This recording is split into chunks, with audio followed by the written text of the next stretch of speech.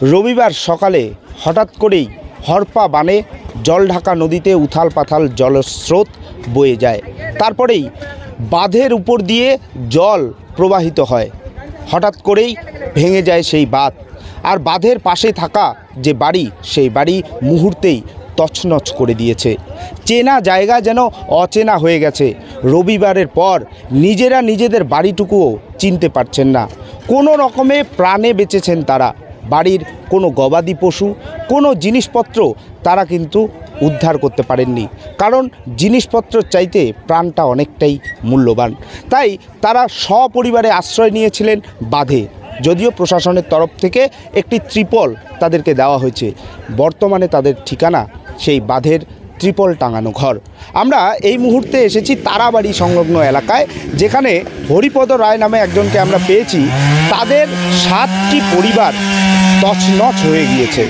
তাদের বাড়ির কোনো অংশ খুঁজে পাওয়া যাচ্ছে না। যদিও সিভিল ডিফেন্সের কর্মীরা বর্তমানে তাদের বাড়িতে গাছ থেকে শুরু করে সমস্ত জিনিস পরিষ্কার করার চেষ্টা করছে। আমরা হরিপদবাবুকে পেয়েছি এবং তার মুখ থেকে শুনবো সেদিন বন্যাটা কিভাবে হয়েছিল এবং কী রকম ক্ষয়ক্ষতি হয়েছিল।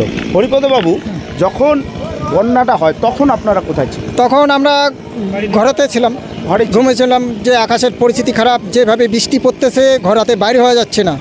তখন এই চিল্লাহাল্লা শোনা যাচ্ছে।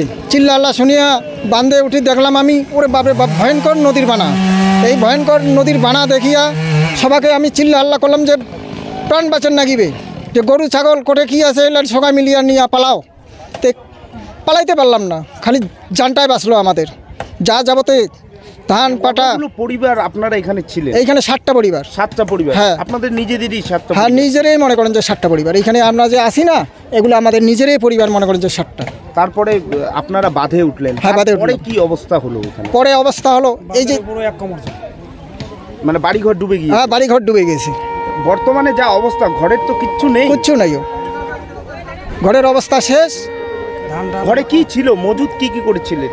ধান ছিল, পাট ছিল, 100 মণ ধানে ছিল আমাদের, আরও পাট ছিল, সব তো ধরে গেছে।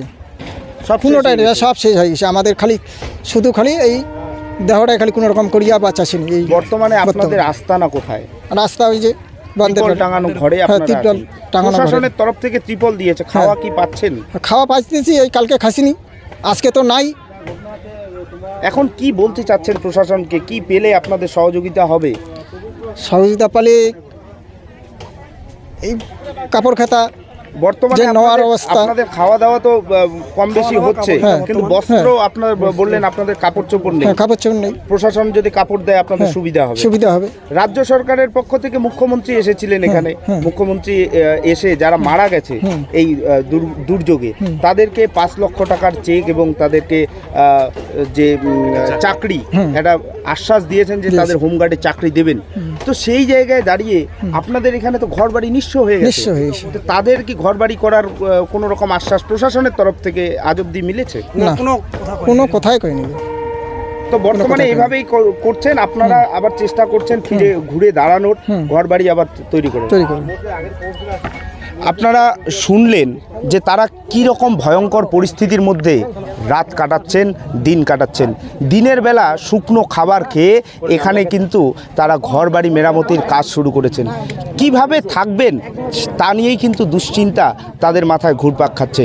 প্রশাসনের তরফ থেকে এখনও অবধি সেরকম ঘর তৈরির ব্যাপারে কোনো রকম আশ্বাস মেলেনি বলেই অভিযোগ তাদের।